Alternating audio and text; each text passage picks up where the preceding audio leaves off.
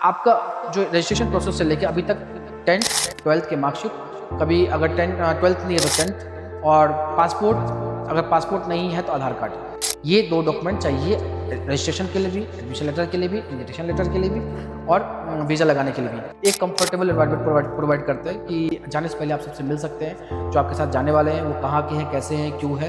तो ये आपके लिए प्लस पॉइंट है, एडवांटेज है जो आप हमें चूज़ करते हैं। Hello everyone, my name is doctor Rakesh, alumni और वेक्सटर मेडिकल यूनिवर्सिटी। तो गाइस, रशिया में जो 2025 का जो इंटेक है ऑलरेडी स्टार्ट हो चुका है। तो आप लोगों के लिए इंपॉर्टेंट इन्फॉर्मेशन डॉक्यूमेंट्स के रिगार्डिंग इस एडमिशन के प्रोसेस में जो स्टूडेंट 2025 में नेक्स्ट ईयर के इंटेक के लिए रजिस्ट्रेशन करवा रहे हैं, जिनको अप्लाई करना है, उनके लिए क्या क्या अपडेट है, डॉक्यूमेंट्स और कब कैसे क्या चाहिए होगा। तो मैं सबसे पहले बता दूं आपको, बहुत सारे ऐसे स्टूडेंट थे जो कि 2025 फोर्थ के इंटेक में, लास्ट इस ईयर के इंटेक में स्टार्टिंग में एडमिशन करवाने के बावजूद भी बैच उनका लास्ट में गया या मिड में गया या डिले हो गया।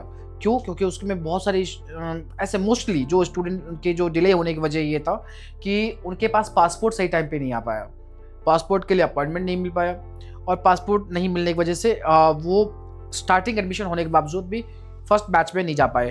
तो गाइज, मैं सबसे पहले आप लोगों को बता दूं, कोई भी एडमिशन प्रोसेस स्टार्ट करने से पहले आप लोग एज सुन एज पॉसिबल, अगर आप प्लान कर रहे हैं 100% एडमिशन लेने के लिए, या आप रजिस्ट्रेशन करवा चुके हैं या करवा रहे हैं, तो आप अपना पासपोर्ट के लिए खुद को, मतलब आप अपने पासपोर्ट के लिए अप्लाई कर दीजिए। पासपोर्ट के लिए आपको पासपोर्ट सेवा केंद्र में ऑनलाइन अप्लाई करना होता है। वहाँ पे आपको 1500 की जो चार्जेस होती है वो पे कीजिए। उसके बाद आपको अपॉइंटमेंट मिलेगा, वहाँ पे जाके फिजिकल डॉक्यूमेंट वेरीफाई करना होता है। जैसे कि आपके जो भी पासपोर्ट सेवा केंद्र जो आपके एरिया में है, वहाँ पे आपका जो फिजिकल डॉक्यूमेंट वेरिफिकेशन होगा, आपका खुद का बायोमेट्रिक होगा। उसके बाद कुछ दिनों के बाद पुलिस वेरिफिकेशन होता है। पुलिस वेरिफिकेशन के बाद आपका पासपोर्ट आ जाता है। इसमें जनरली नॉर्मल डेज में, नॉर्मल करने में आपका जो पासपोर्ट बनने का जो टाइम है 1 मंथ का होता है, लेकिन अगर आप तत्काल में या अर्जेंटली करवाते हैं तो वो 7 डेज के अंदर आ जाता है। तो ये है पूरा प्रोसेस।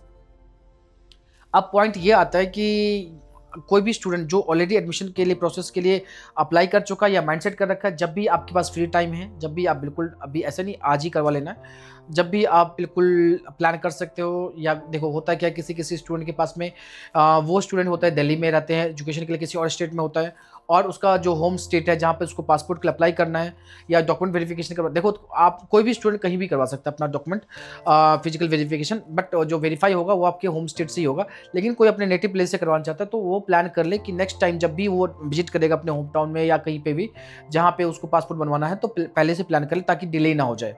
अब आते हैं डॉक्यूमेंट्स क्या नीड होती है रजिस्ट्रेशन के लिए। देखिए, रजिस्ट्रेशन के लिए आपके पास 12th की मार्कशीट, 10th की मार्कशीट, और आपके कोई भी आईडी कार्ड, आधार कार्ड, पासपोर्ट है तो पासपोर्ट, नहीं तो आधार कार्ड चाहिए होगा।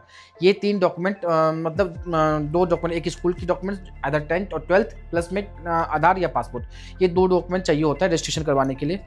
रजिस्ट्रेशन होने के बाद जब आपका एडमिशन लेटर आएगा, एडमिशन लेटर आपके इसी डॉक्यूमेंट के बेसिस पे आ जाएंगे। लेकिन जब आपको पासपोर्ट चाहिए, इनविटेशन चाहिए होगा, तो इनविटेशन इशू करने के लिए आपको आपका पासपोर्ट होना बहुत ही कंपलसरी है। जब आप इनविटेशन, जैसे एडमिशन के बाद जब यूनिवर्सिटी इनविटेशन प्रिकाज बनाती है, और उसके बाद यूनिवर्सिटी जब इनविटेशन लेटर इशू करती है, तो उसके लिए हर बच्चे का पासपोर्ट, उसका ट्रांसलेशन नोटरी करना पड़ता है, सबमिट करना होता है, then only you will get invitation letter. तो अभी इशू ये है कि देखो, इनविटेशन का ट्रांसलेशन करवाना, मतलब पासपोर्ट की ट्रांसलेशन नोटरी करवाना, ये हमारा काम है। आपके स्कूल के डॉक्यूमेंट का ट्रांसलेशन नोटरी करवाना, ये हमारा काम है, क्योंकि ये हमारे सर्विस में आता है। बट आपका पासपोर्ट होना बहुत ही compulsory, then only you will get your invitation letter. अभी तक समझ लीजिए, आपके पास अगर पासपोर्ट है और 12th की मार्कशीट है, that is more than sufficient. किसी भी स्टूडेंट को इन दोनों डॉक्यूमेंट के अलावा किसी और डॉक्यूमेंट की जरूरत नहीं है। ना कोई आपको बर्थ सर्टिफिकेट चाहिए, ना स्कूल लिविंग सर्टिफिकेट चाहिए, ना कोई पंचायत की सर्टिफिकेट चाहिए, ना डीएल चाहिए, ना पैन कार्ड चाहिए, कुछ भी नहीं चाहिए। ये सारे डॉक्यूमेंट्स आपके साथ ही रहेंगे। आपके घर पे छोड़ के जा सकते हो, रशिया ले जाने की जरूरत नहीं है, क्योंकि वहाँ पे आपको इन सारी डॉक्यूमेंट्स की नीड नहीं होगी। मे बी वहाँ पे खो सकता है, लॉस्ट हो सकता है, इसलिए आप उसको डॉक्यूमेंट घर पे छोड़ कर रहिए। लेकिन ये जो डॉक्यूमेंट है, 2 स्कूल के डॉक्यूमेंट्स और पासपोर्ट, ये सफिशिएंट है आप रशिया में आपके पूरा कंप्लीट एजुकेशन के लिए। एक और चीज़ बताता हूँ मैं आपको, बहुत सारे स्टूडेंट ऐसे देखो, होता है क्या, लास्ट मोमेंट एडमिशन लेटर करवा लेते हैं, फिर बोलते हैं मेरे स्कूल के डॉक्यूमेंट में नेम में एरर है, यहाँ पे स्पेलिंग मिस्टेक है, फादर की स्पेलिंग मिस्टेक है, तो बाद में चेंज करवाना पड़ता है, बहुत बहुत स्ट्रगल करना पड़ता है। आपके पास अभी काफ़ी टाइम है। अगर कोई स्टूडेंट जो कि 12th पास आउट है, जो ड्रॉप ले रहे हैं, वो अपने स्कूल के जो भी स्पेलिंग मिस्टेक्स है, नाम से जो करेक्शन करवाना चाहता है वो करवा सकता है।